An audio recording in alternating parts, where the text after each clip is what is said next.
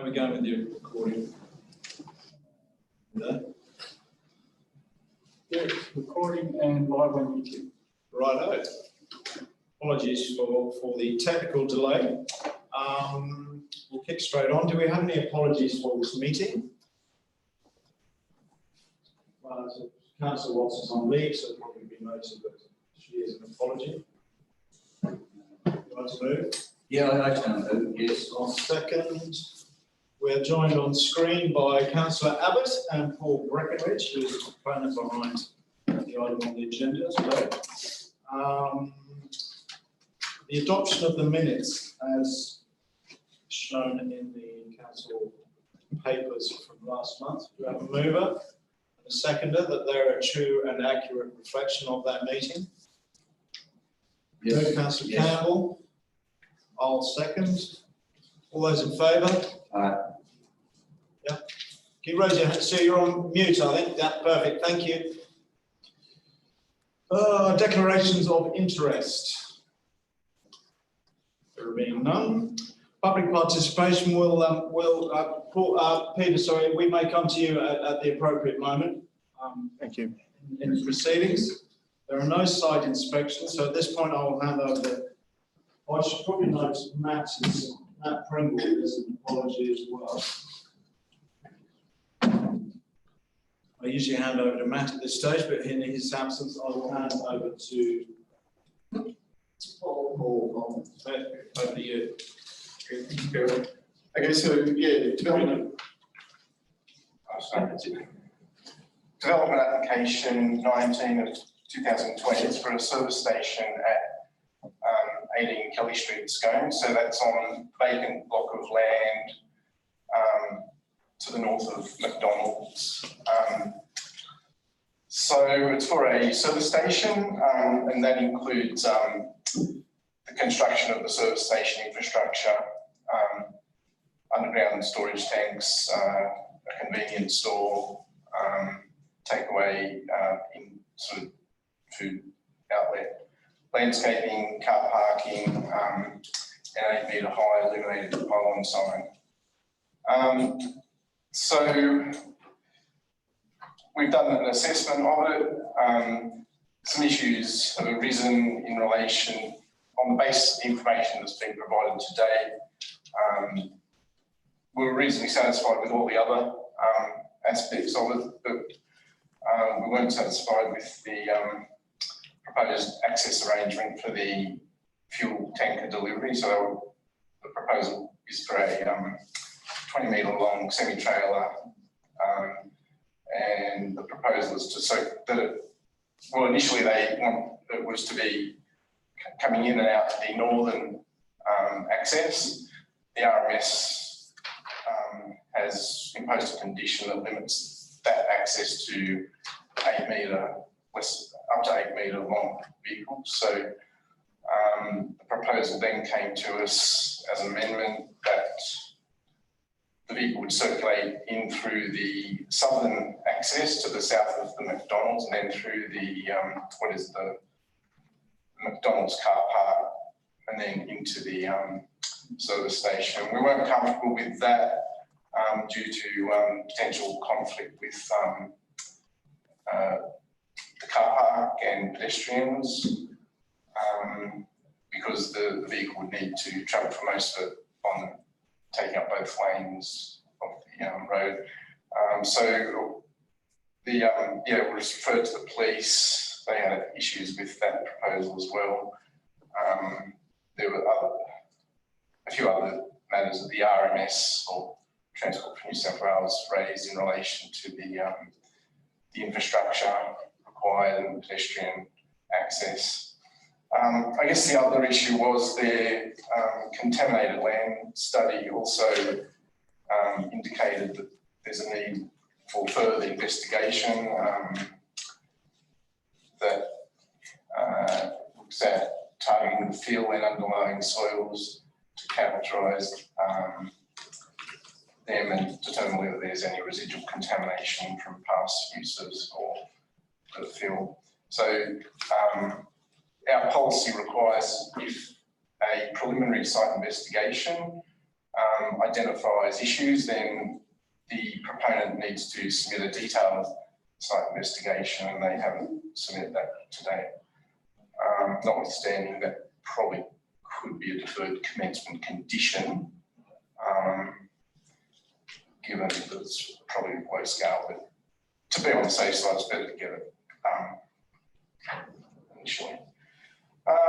Yeah, so anyway, the recommendation based on the information we've received to date for the assessment is that it be refused because we're not satisfied with the contamination issue, and we're also not satisfied that the access for heavy vehicle delivery is adequate. They did provide us with what was a delivery management plan that involved sort of like the truck being guided in by staff from the service station. We didn't feel that that was going to be sustainable in the long term. And also it was relying on the delivery vehicle arriving at a particular time and what they were calling off-peak delivery times, and there's no guarantee that that's going to happen all the time. So yeah, again, just site was considered not suitable for the development in relation to that 20-metre long fuel tanker. Okay. No, it's my understanding, well, I know for a fact that, Peter, that you sent us a letter over the weekend to Matt Pringle, which all members of the committee have seen, and there's been further submission of information this morning further to this, and that you were seeking deferral of consideration of this item. Is that correct? Yes, that's correct. Is there anything else, while you're here and with us, that you would like to take? Obviously, yeah, I don't want to cover, thanks for your time as well, and thanks for having me on Zoom. You know, obviously down in Victoria, where we're all locked in down here, not an ideal situation to be in. Normally, I'd like to have been attending meetings like this in person. Look, I think the KDC are the town planners that were, and I try not to cover too much of what's in my letter, ran the application, and look, my dealings with Paul have been outstanding. The fact that there was a potential or a recommendation for a refusal came to my attention last week, late.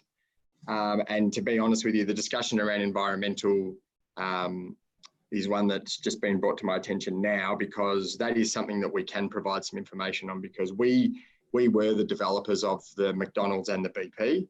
We've got very thorough investigation reports that were done on the whole block prior to commencement of construction on those blocks. And then we've done some, and obviously it hasn't had a use since then, but we've also done some other further investigation as we were preparing for construction, and be more than happy to work through that, whether it be via a condition or whether it be part of a further assessment period resulting in after today's meeting.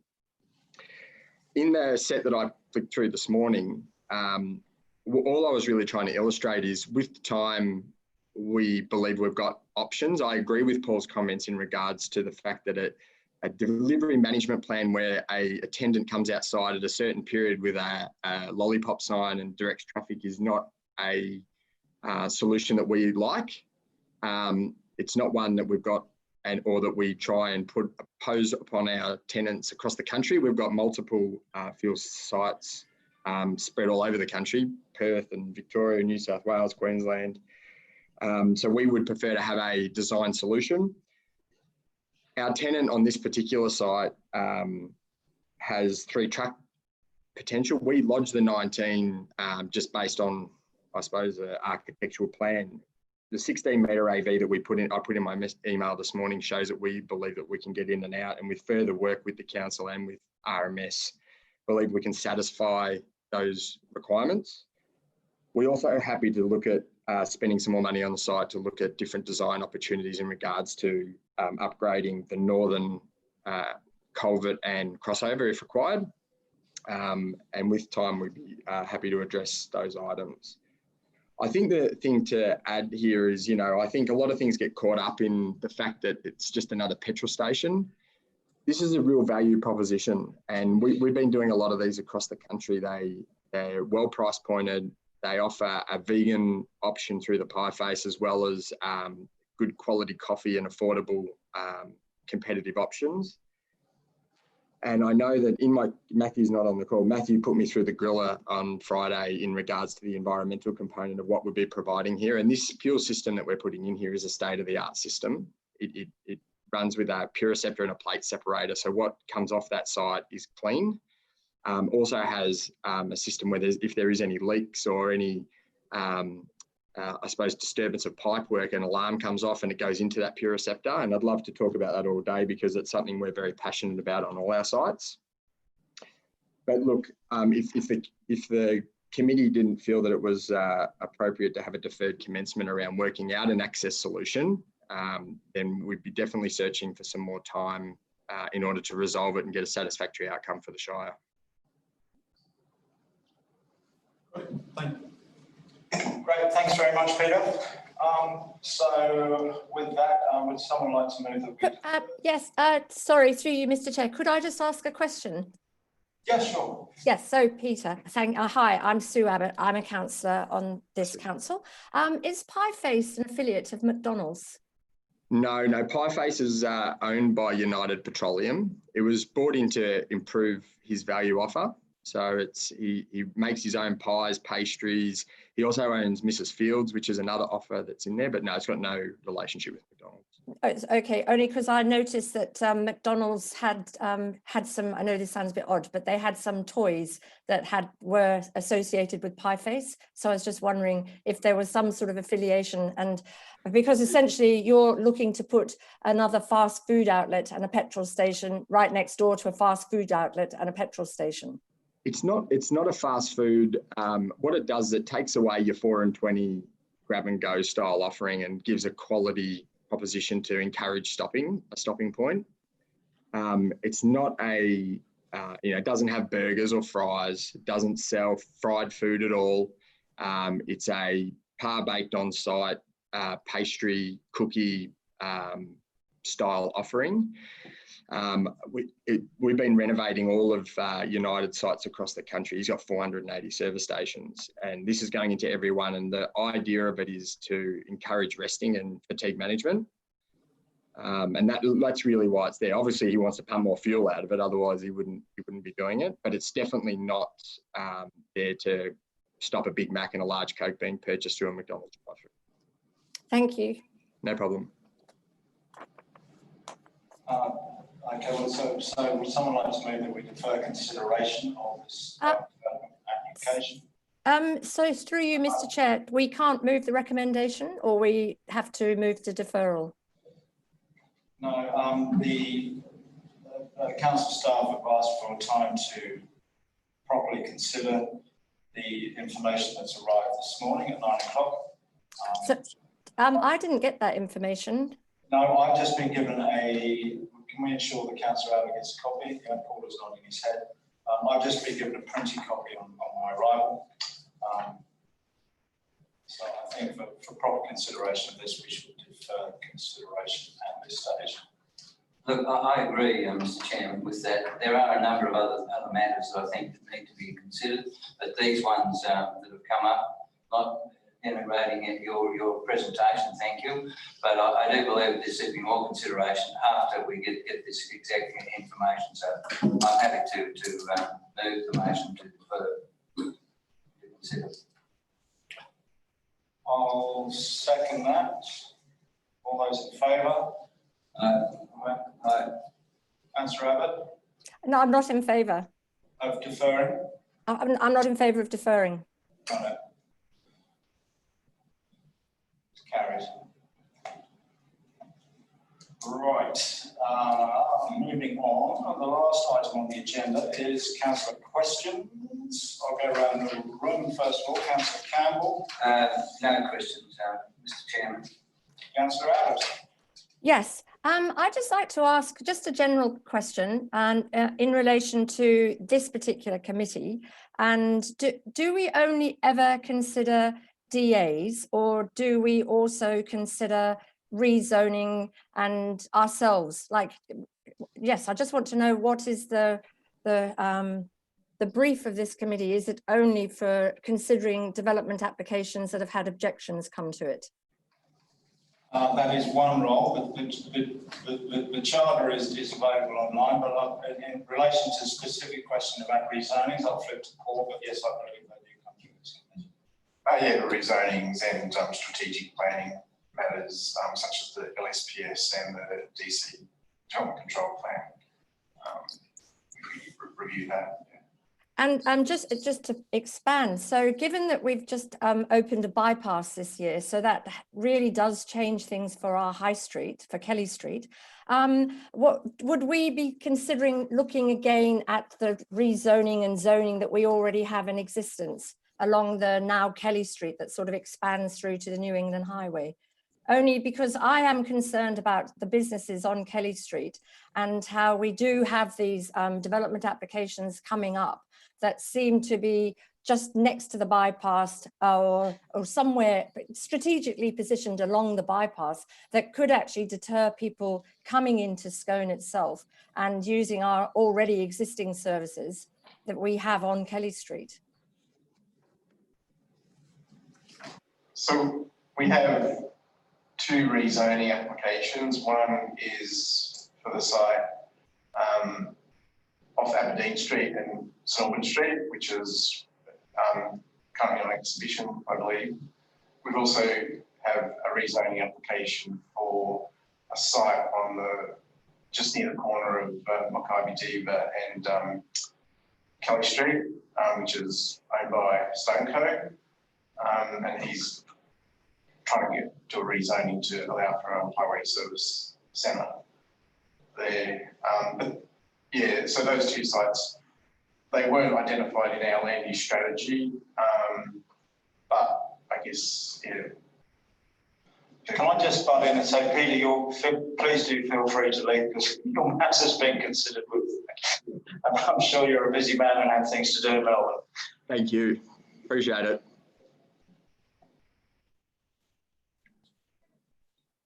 Just for clarification too, in regards to obviously if it's not zoned correctly, it needs to be rezoned, and then that's one process, and then there's a separate process in regards to the development application process. So they're two separate processes. So through you, Mr. Chair, my concern is that we get the rezonings from the applicant, but what about council actually thinking that we need to shore up the business interests on Kelly Street? Because I mean, I didn't even realise about the one about Mackay Diva Street. I'm really concerned that we've got Aberdeen Street, we've now got Pieface right next to and United right next to BP and McDonald's. We're really starting to impact on coffee shops and restaurants. To be fair, both of those we don't have them yet. They are proposals. But when do we ever be? Why can't we be proactive and actually start looking at how we might need to change this ourselves? Well, I don't know the legalities of whether we're allowed to do that or not, but I just am concerned that we seem to be getting an awful lot of predatory petrol stations and their accompanying businesses looking at what they, as I think, you know, they're like highway groupies, and that they're always there ready with a proposal that actually doesn't necessarily benefit our town. And now that we are the UPSS agency or authority for checking all these underground petroleum storage systems, that's a real onus for us. And I think it was very unfair of the government to put that responsibility onto councils, because the money, we didn't get any extra money for doing that. And I do think we need to be really mindful of the fact that we don't need more petrol stations. This is a fossil fuel, and we will be moving away from oil. It's on the horizon. It just really concerns me. Thank you for raising that, and I'm sure foremost in everyone's minds. Any other questions? No, was that clear that there was a question there in the end? I'm just asking about whether we can look at rezoning ourselves. Are we looking at protecting the existing businesses through our rezoning strategy? Yes. Yes. Thank you. Our plans there are in place. They have been for some time. We were aware that there was a bypass coming. We And I think that is taken into account. There was always an expectation that these sorts of businesses would look to capitalise on providing easy to access fuel, so you didn't have to turn off these bypasses, etc. In town, and that there is an expectation that was coming. Therefore, any application that is not covered by the DCP and those sorts of things will necessarily come before the committee, because it will be contrary to those terms. So, as a committee, we have to be aware of that. I know you are. I'm sure we all are. Of the points that you raised, I think the GM has it. Mr. Chair, just get Paul just to give an update in regards. There's a couple of documents we used that govern the strategic sort of development of the shop. Yeah, so in 2015, we reviewed our upon land use strategy, and that set out our plans for where development should and shouldn't occur in the Shire. We did, in that strategy, identify a site either to the south or north of the bypass, which was intended for to be rezoned for future tourist or commercial development, for a highway service centre or something like that. So it was there. So we've got one, but then we got the second one. The one in Aberdeen Street wasn't identified in the strategy as a specific site. We identified a site to the south. We didn't identify the other one near Mackay Diva either. But the one to the south, the site's probably not really suitable for such a development anyway, the way the bypass ended up being developed. So yeah, it has been set out in the strategy.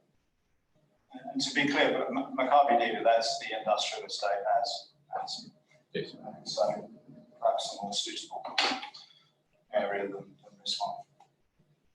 Mr. Chair, I thought that there was an application coming in for a truck stop service centre in Mackay, in that area up there, which did that come forward? Or was that only yes? I thought it had come forward. I thought we'd considered that. Well, in general terms, I think there is a need for a truck stop. Where that needs to be is up for debate. It's not We a have truck stop. Yeah, but we have trucks pulling over outside of Marundi. We have trucks pulling over on the side of the road at Parkville. It is an issue. There aren't the facilities there for those drivers, and I'd rather that they pull over somewhere safe and convenient that was properly constructed for them than A, pull off somewhere that isn't, and B, keep driving when they're tired. Just one other comment I'd make is in regards to that, that's why the LEP, Local Environment Plan, so important, some of the DCP development control plans, they're the documents that council need to set, which then basically enables certain development to occur and restricts other developments to occur. So. Yeah, absolutely. Are there any further questions? No? Sue? No? All good? Right. Thank you all for attending. Much appreciate your time. Thank you. Bye-bye. Bye. Right.